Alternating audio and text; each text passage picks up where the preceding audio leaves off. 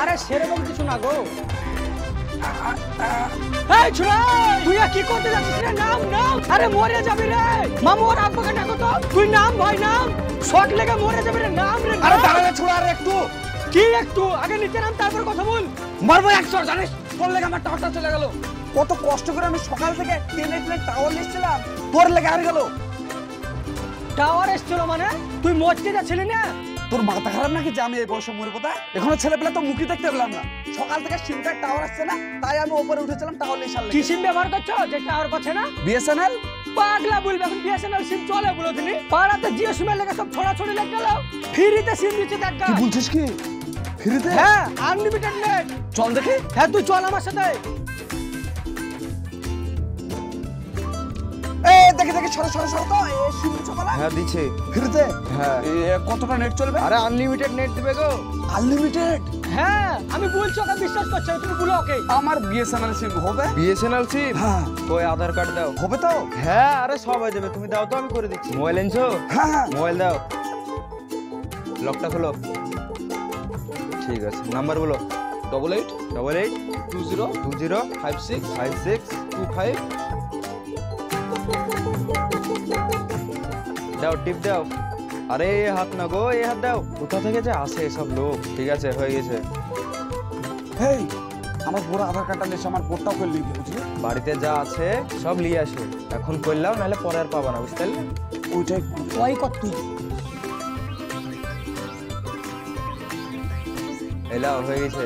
আরে দেখো তোমার মোবাইল আর আধার কার্ড হয়ে গেছে, বুঝতে পারলা? কালকে তোমার সিমটা অফ হবে, তোমার মোবাইলে যে সিমটা আছে সেই সিমটা অফ হবে, তারপরে ঢোকাবে, বুঝতে পারলা? যাও তুমি। আর কে সিম নেবে? আমাকে এখন দাও তাইলে। আধার কার্ড দাও। এই আবহে এবার কথাও দাম এক লাফে অনেকটাই চাচা, একটু হটো তো। এয়ারটেল ভোডাফোনের রিচার্জ প্ল্যানে এক কথায় এবার আচ্ছা, তোমার টিভি ঠিকঠাক চলছে তো? হ্যাঁ ঠিকঠাকই তো চলছে। প্রিপেড সব না পুরোনো দিনের খবর চালাচ্ছো? না না, আজকেরই খবর চলছে। এই শালা কি রে? হ্যাঁ, আরে তোর কথা শুনে আমি বিএসএনএল থেকে জিওতে গেলাম, 2.5 বছর আমাকে ফ্রিতে দিল, তারপরে যে এভাবে বাজে টাকা গেলা নিবে সেটা তো আমাকে কল বলিস না। তো আমাকে কি বলছিস? আবার কিছু বলছিস মানে? আমার বিএসএনএল যাও ঠিকই ছিল, একটা টাওয়ার হলে ফোনটা তো হতো।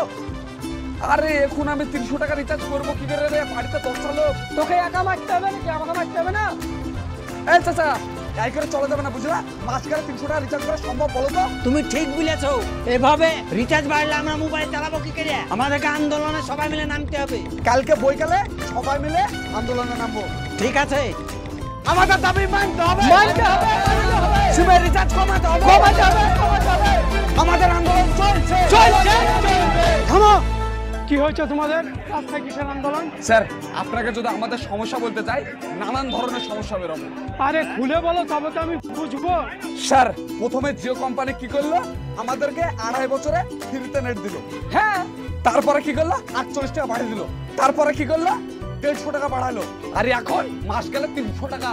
আপনি বলেন আমরা গরিব মানুষ না জানি কত টাকা ইনকাম করি? হ্যাঁ, ফ্যামিলিতে টোটাল 10টা লোক আছে, 10টা লোকের মাস গেলে কত টাকা লাগে হিসাব করেন। আরে মাত্র 3000 টাকা। 3000 টাকা? আমরা তো স্যার গরিব মানুষ, সামান্য 300 টাকা ইনকাম করি, 3000 টাকা দিতে পারবো? আপনি বলেন। এত সমস্যা যখন তোমাদের সিম নিয়ে, তাহলে তোমরা ল্যান্ড ফোন ইউজ করবে, তাহলেই তো সমস্যার সমাধান হয়ে যাবে। স্যার সে যুগ আলাদা ছিল আর এটা আলাদা যুগ, এটা বর্তমান যুগ। এখন মোবাইল ছাড়া 1 সেকেন্ড চলাই যাবে না। আমাদের হাত তো বেঁধে দিয়েছে। আধার কার্ডের সঙ্গে কি লিঙ্ক আছে? Mobile number. ব্যাংকের সঙ্গে? সেখানেও মোবাইল নাম্বার। রেশন কার্ডের সঙ্গে কি? Mobile number. এবার আপনি বলেন করবো তো করবোটা কি? তবে একটা সমস্যার সমাধান হয়ে যেতে পারে। তোমরা বিএসএনএল সিম ব্যবহার করো, ওটা তো সস্তায় আছে, ওর প্ল্যান তো বাড়েনি। আর সব থেকে বড় কথা হচ্ছে সরকারি সিম। স্যার বিএসএনএল এর কথা বলছেন? ওই বিএসএনএল এর একটা টাওয়ার নিয়ে আসতে গেলে না স্যার 4তলা বিল্ডিং এ এরকম করতে হয়। ঠিক আছে শোনো, তোমরা আন্দোলন করছো করো, তবে রাস্তা অবরোধ করো না। তোমাদের মতো 10টা লোকে আন্দোলন করে কোনো কিছুই করতে পারবে না। গোটা ভারতবর্ষের লোক যদি জেগে ওঠে, তবে কিছু হলে হতে পারে। আমরা শুরু তো করি, তারপরে দেখা যাবে কি হবে কি হবে না। আমাদের আন্দোলন চলছে, চলছে, চলবে। বর্তমান যুগে একটা মোবাইল পোষা মানে বাড়ির বউ পোষার সমান। আর এখন বর্তমান পরিস্থিতিতে 100 টাকার জায়গায় 1000 টাকা লাগলেও আপনাকে রিচার্জ করতে হবে, কারণ সরকার থেকে বেসরকারি সমস্ত জায়গায় তো আপনার মোবাইল নাম্বার দেওয়াই আছে, তাই না? এবার আপনারা হয়তো বলবেন বিএসএনএল চলে যাও, কথা শহরে ঠিক আছে ভাই, কিন্তু কিছু গ্রাম বাংলায় না বিএসএনএল বলে যে একটা সিম আছে কেউ জানেই না। এই বিষয়ে আপনাদের মতামত অবশ্যই কমেন্ট করে জানাবেন। ভালো থাকবেন, সুস্থ থাকবেন, দেখা হচ্ছে আপনাদের সঙ্গে আবার নেক্সট